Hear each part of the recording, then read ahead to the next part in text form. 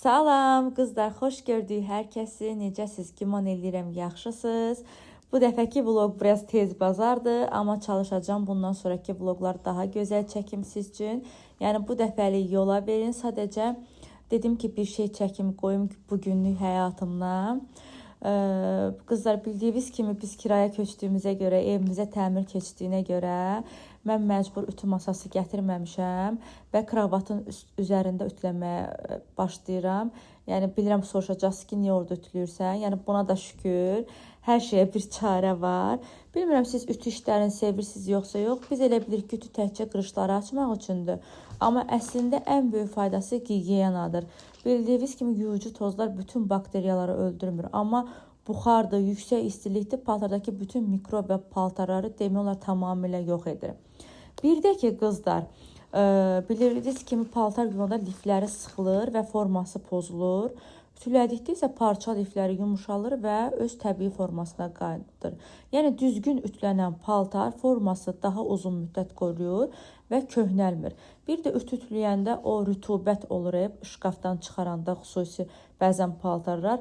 Həmən paltarlar ütü ütüləyəndə o qoxu tamamilə yox olur. Paltar təravətli və daha təzə yuyulmuş kimi qoxuyur. Daha sonra keçirəm, bildiyiniz kimi yaydır, pəncərələri açırıq. Buna görə başlayıram, demək olar gündə 3 dəfə, 4 dəfə evi toz soranlamağa. Bu arada bu boş firmasında bu toz soran o qədər razıyam, o qədər mənim işimi asanlaşdırıb. Nə yaxşı ki, bu toz soranı almışam, nə yaxşı ki, aldıqlarım arasında ilk növbədə bu toz soran və Brown firmasının ütüsüdür. Bayaq gördüyünüz ütüdür ki, çox əlimdən tutur. Bir də bu evin yiyəsi çox ağıllı adamdır ki, laminatı tünd rəngdə eləyib. Amma kafeldə uduzub, həqiqətən ağ kafel, yəni dəhşət bir şeydir. Nə tökülür, inanırsınız saç yığmaqdan, tük yığmaqdan, toz soranlamaqdan da bezmişəm. Yəni hər şey bildirir. Ona görə bu dəfəki təzə təmir olunan evimizdə buna görə ağ kafel seçmədim. Çalışdım biraz üzərində başqa bulanıq rənglər olsun ki, çox çirki bildirməsin. Və belə başlayıram silməyə və budur mənim illərdir dostum olan dədə-baba şvabrası və illərin arkadaşı olan həmin o yaşıl əskimi deyim, dəsmalımı deyim, həmən o yaşıl dəsmalım. Qəşək-qəşək onu hər dəfə əlimdə yuyuram, sonra başlayıram silməyə. Yay olduğuna görə qarpız çox yeyirik. Qarpızı belə ziblə qoymuşum. Oradan suyu axıb.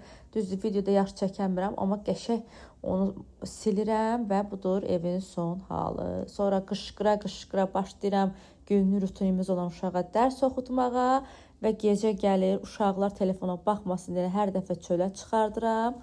Və bu dəfə də gətirdim onları McDonald's-a. Bildiyiniz kimi təzə Spider-Man'in nə bilim bu oyuncaqları çıxıb.